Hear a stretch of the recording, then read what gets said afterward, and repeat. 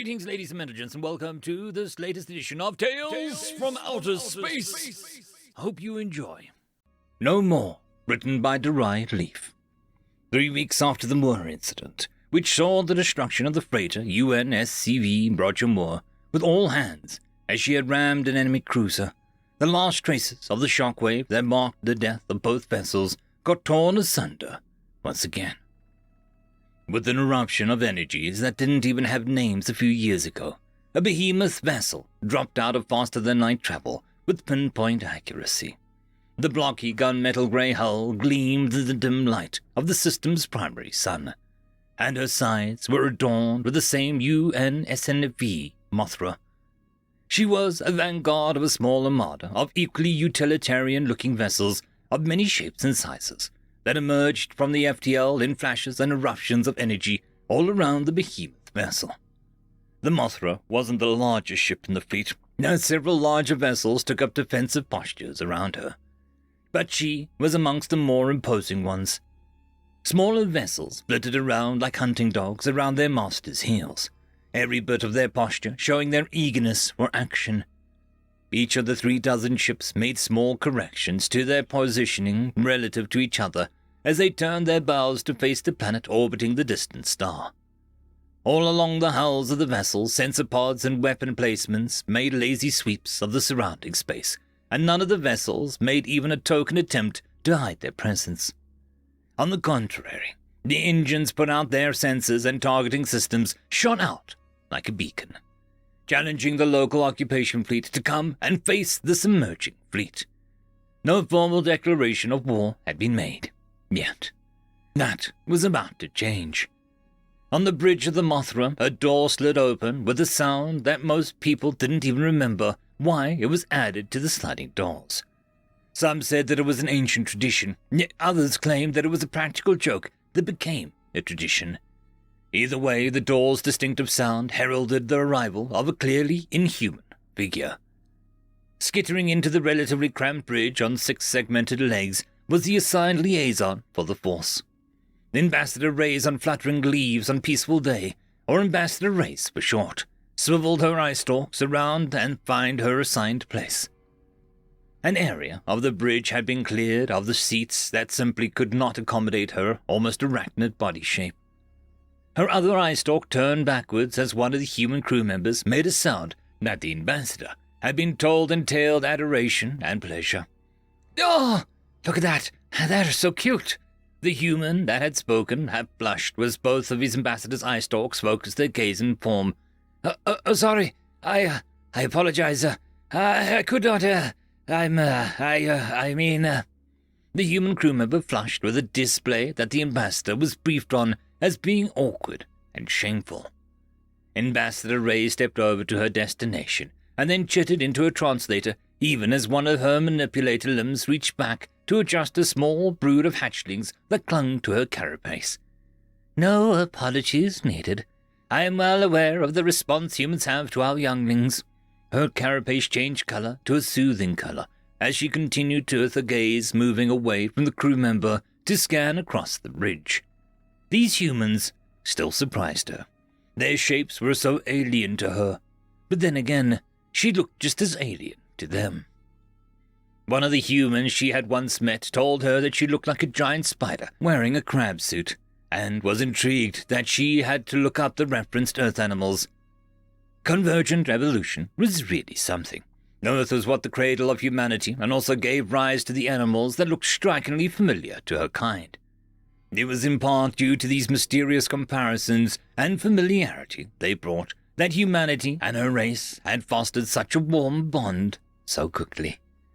Although she had heard there was a small set of humans that had a near visceral fear response to her kind, she personally hadn't met any of these so-called arachnophobes yet. Her hatchlings that clung to her back carapace fussed and chirped for nourishment, and with a little self-conscious scan of her surroundings, she relaxed an organ that would fill a small reservoir with nutrient fluid for her hatchlings to feed upon. Her manipulator arms were on reflex adjusting the cloth drape that covered her rear carapace to seclude her brood from prying eyes. The ambassador's attention got drawn away from her brood as the commander of the vessel strode onto the bridge. A human guard bellowed out a call for attention that had the members of the crew not currently tapping away at their consoles turn to salute the imposing female commander as she arrived. Her hand returned the salute and then waved dismissively as she spoke. "As you were, status report, please," the commander asked as she walked over to the large center console that detailed the fleet's composition, an aide joining her with a smaller datapad and speaking up in an almost casual tones. "Deacceleration completed on schedule and we're on target. Acceptable drift and green across the fleet, ma'am. System garrison is on scopes and the bears are responding. We count approximately 50 ships in the standard formation clawing their way out of the gravity well towards us, ma'am." The aide grinned, which made the scars any space to form as he continued. "Our pickets beyond that target system are reporting movements of the ships as well, so we estimate another 24 ships factoring in. No ETA on them yet, but the Teddy garrison will be in effective range in about 20 minutes, ma'am." The commander nodded and then rubbed her hands together. "All right. So we have a little time to burn. Status on Task Force Newton." "Newton is on station and deploying as planned, ma'am," Captain Raymond added. And I quote, "Locked and cocked and ready to rock, ma'am." The grizzled aide could not hide his mirth at getting to relay that message, and the ambassador noticed little smiles and straightening spines all around the bridge crew. "Good, good. All the pieces are set, almost time for our glorious first act." The commander turned her head towards the ambassador and inclined her head in a show of respect. "Ambassador Reyes, is everything in order on your end?" Reyes dipped the front of her body downwards in a mimicry of a human body language, as it was rather hard to nod if one didn't have a separate head to do so. "No errant waves in my path, ma'am. All is fine." With a smile still curling her lips, the human commander raised herself up to a full imposing height and walked over to the main communications display. The technicians there were only needed a glance from the warrior woman to open a channel to the whole system.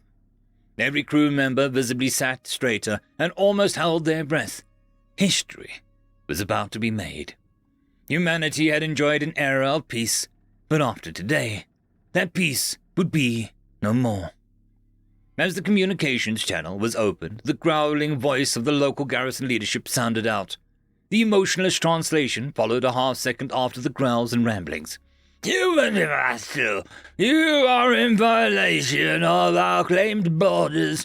You have..." The translator hiccuped at this point, and the commander's side glanced towards the communication tech that just shrugged and looked at the ambassador Reyes in return.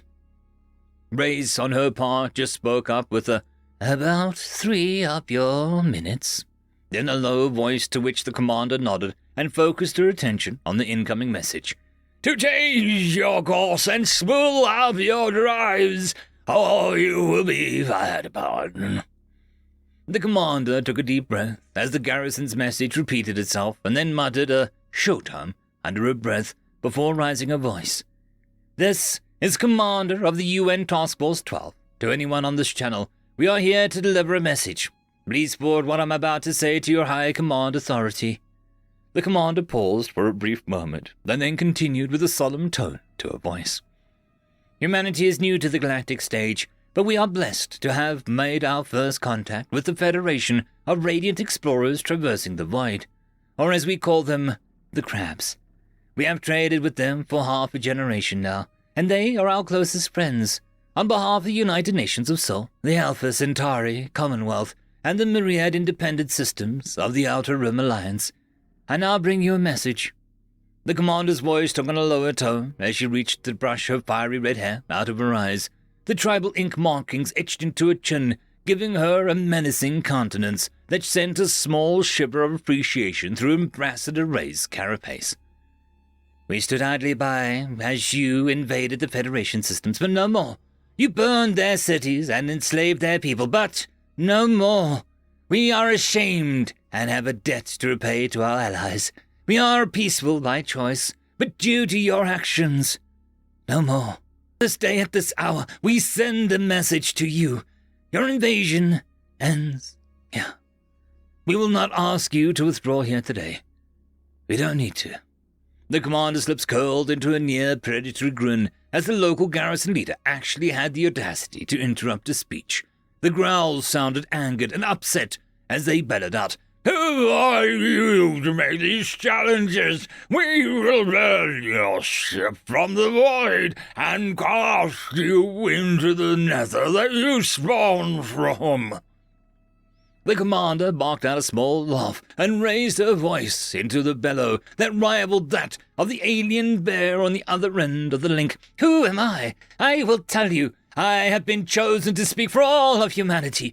My name, Admiral Amatola Mauga Santiago O'Malley. You killed our friends. Prepare to die."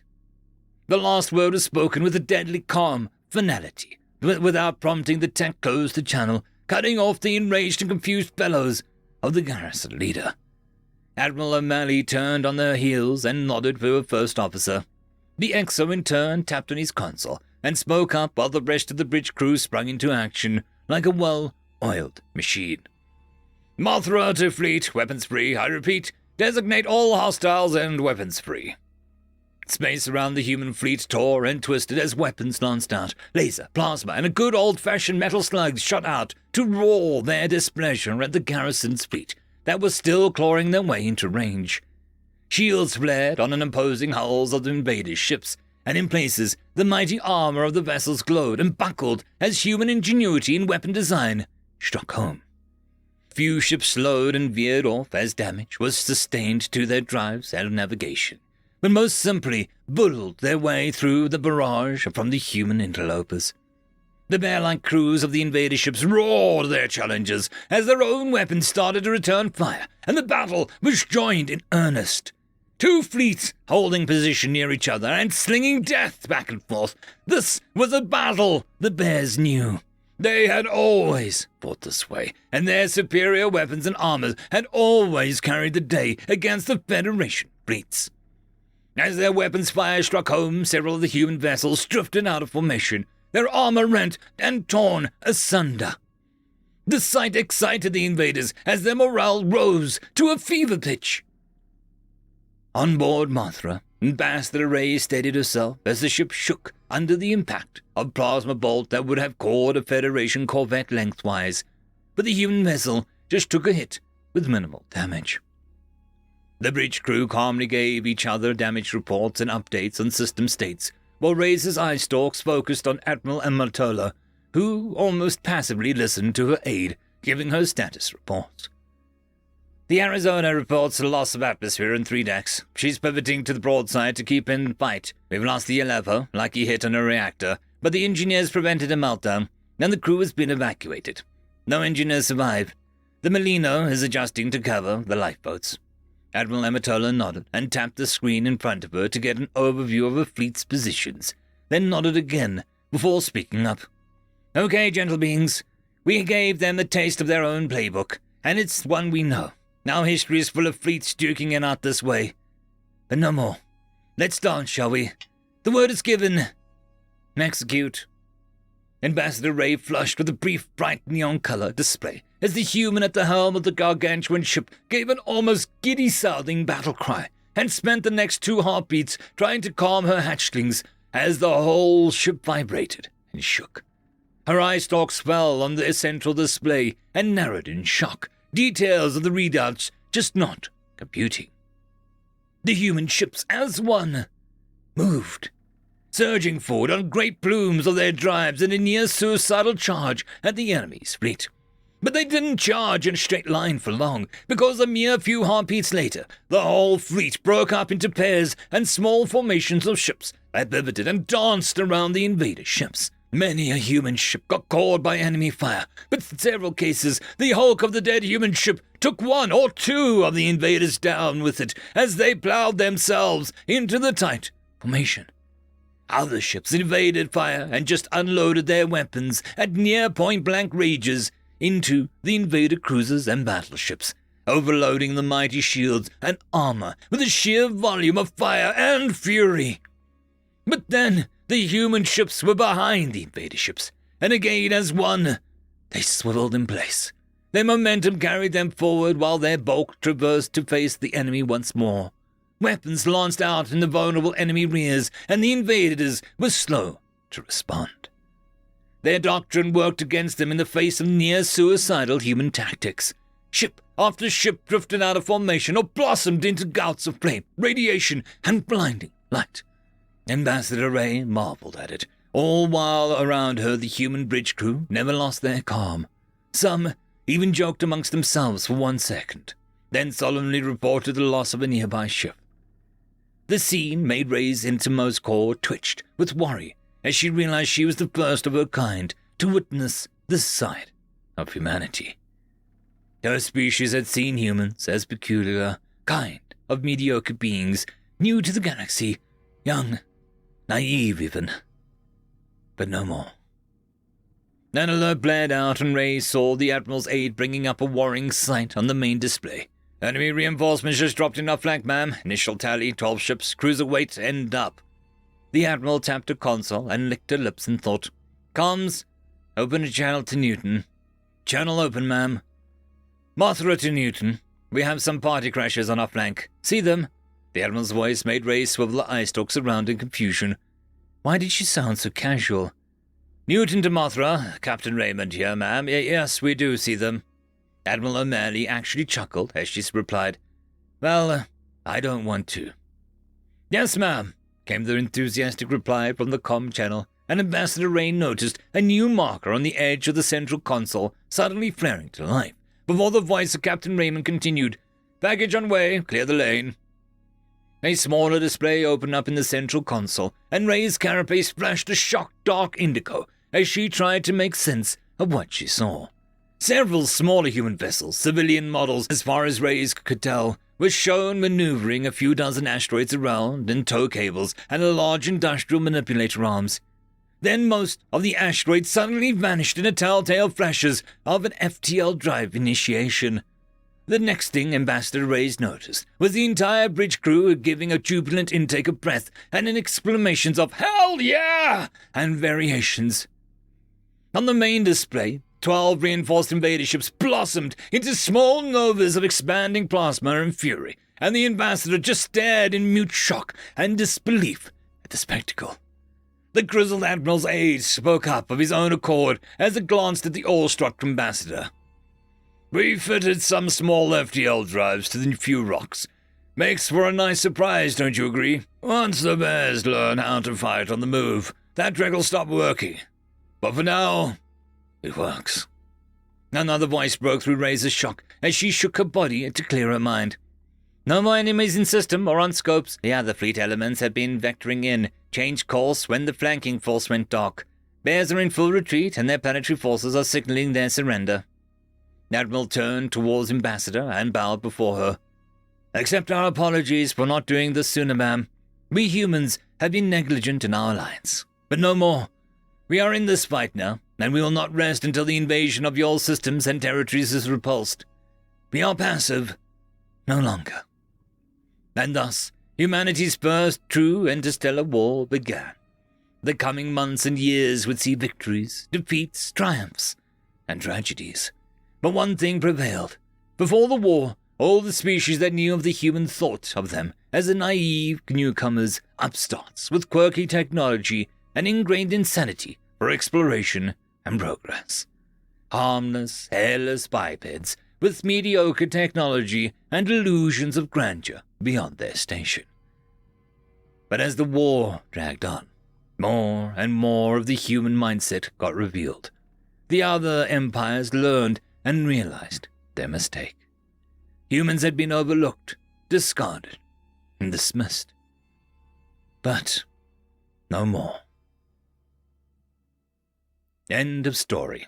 I would just quickly like to thank the T5 channel members and patrons. Caspar Arnholtz, Cam Maxwell, Parky, It's Difficult to Pronounce, Lord Azrakal, and Arcadian.